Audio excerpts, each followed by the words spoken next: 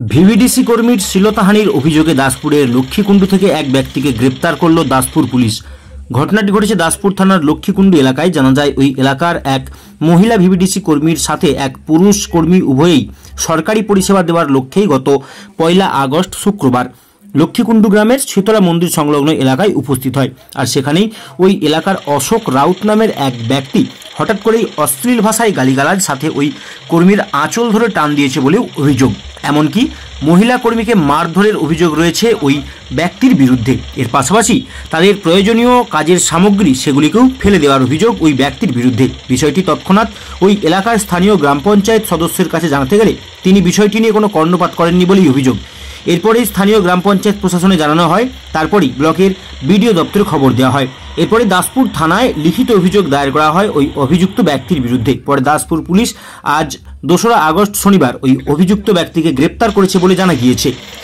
দাসপুর থেকে Swapan Bera report, Medinipur 24x7।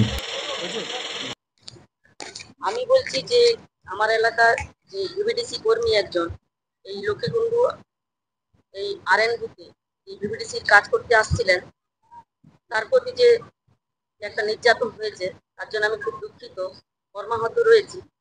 তার জন্য ওনারা আমাদের আজকে ভিভিডিসি কর্মী এবং বিআরপি সুপারভাইজার সহ যে অবস্থান বিক্ষোভ করেছিলেন তার জন্য আমরা এখানে উপস্থিত হয়েছি। ওনাদেরকে অবস্থান বিক্ষোভটা তুলে নেওয়ার কথা বলেছি এবং এই আমার বিডিও স্যার এবং ওসি সাহেব, দাসপুর প্রশাসন সবাই আমাদেরকে সহযোগিতা করেছেন।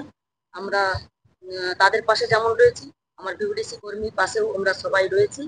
তাই আমি আমার কাছে বেশি বলা বলতে, এই এলাকায় যখন আমার ভিভিডিসি কর্মীর একজন তার কাপড় ধরে টানাটানি করেছে, এলাকার মানুষজন ছিলেন সেখানে, কিছু না তারা কিছুই বলছে না। সেটাই আমার খুব লজ্জা লাগছে, কারণ এখন সবাই জানে নারীরা সুরক্ষিত রয়েছে। আমার এই সরকারের আমলে নারীরা সত্যি সুরক্ষিত রয়েছে, কিন্তু এখানে একটা যে এরকম কাজ এরকম হয়ে গেছে সেটা আমি খুব দুঃখিত এবং লজ্জা লাগছে। তাই এলাকার মানুষরা যারা ছিলেন তারা যে আমাদের এই আটচালায় বসে হাসছে সেটাকে আমার খুব খারাপ লেগেছে।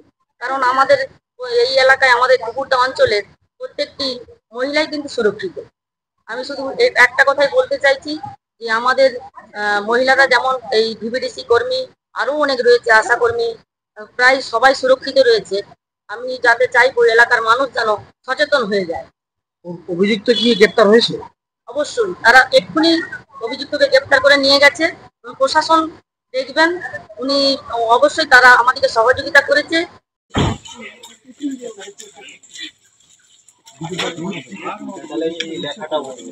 খুলতে হবে, গেটটা খুলে, গেটটা খুলে, গেটটা খুলে।